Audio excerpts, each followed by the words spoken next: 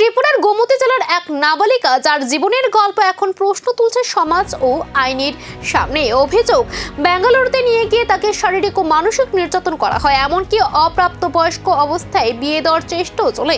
এই পরিস্থিতিতে থেকে বাঁচতে সে নিজে বাড়ি ফেরার জন্য ট্রেনে চড়ে বসে, কিন্তু সে যাত্রায় তাকে ঠেলে দেয় এক নতুন আইনি জটিলতায়। অভিযোগ, সেখানে সে দীর্ঘদিন ধরে শারীরিক ও মানসিক নির্যাতনের শিকার হচ্ছিল।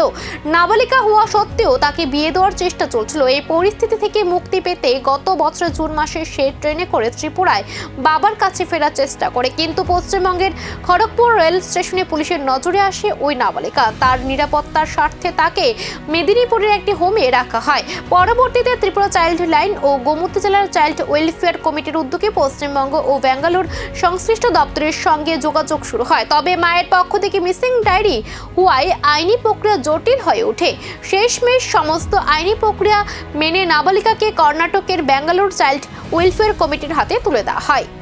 নমস্কার, আজকে আমাদের ত্রিপুরা শিশু সুরক্ষা অধিকার কমিশনের তরফ থেকে এবং গোমতী ডিস্ট্রিক্টের চাইল্ড ওয়েলফেয়ার কমিটির চেষ্টা এবং ডিসিপিউর স্টাফদের প্রচেষ্টাতে আজকে আমাদের এখানে বেঙ্গালুরুয়ে নিয়ে যাওয়া হয়েছিল মেয়েটাকে চাইল্ড ওয়েলফেয়ারে যাওয়ার জন্য। ওর মায়ে নিয়ে গিয়েছিল গত 2025 মার্চে, এবং তখন থেকে যোগাযোগ করে আমরা প্রতিনিয়ত যোগাযোগের মাধ্যমে আজকে মেয়েটি আমাদের ত্রিপুরা রাজ্যে ফিরে এসেছে। আমাদের ত্রিপুরা রাজ্যের মেয়ে ত্রিপুরাতে ফিরে এসেছে। তার জন্য ওখানে এসসিপিসিআর, কর্ণাটক এসসিপিসিআর এবং ওখানে চাইল্ড ওয়েলফেয়ার কমিটি এবং ডিসিপিউ সবাইকে আমি ধন্যবাদ জানাবো।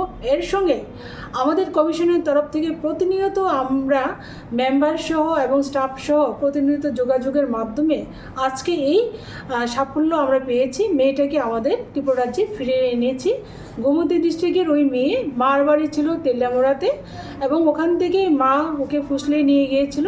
সেখানে নিয়ে গিয়ে সেই সাউথ ইন্ডিয়ান এক বয়স্ক ছেলের সাথে ওর বিয়ে ঠিক করেছিল মা জবরদস্তি, এবং ওকে নির্যাতনও করতো। তো সে ফোন করেছিল বাবাকে। বাবা আমাদের কাছে একটা দরখাস্ত দিয়েছে। সেই দরখাস্তর মূলে আমরা প্রতিনিয়ত যোগাযোগের মাধ্যমে আজকে 2026 মে মাসের আজকে 5 তারিখ আজকে মেয়েটি আমাদের কাছে আসলো, এবং ওইখানে পুলিশ এসকর্ট সহ মেয়েটিকে আজকে এক নাবালিকার সাহসিকতার গল্প, যে নিজের জীবন বাঁচাতে বাড়ি ফেরার চেষ্টা করছিল, কিন্তু সেই পথে জড়িয়ে পড়েছে জটিল আইনি প্রক্রিয়া।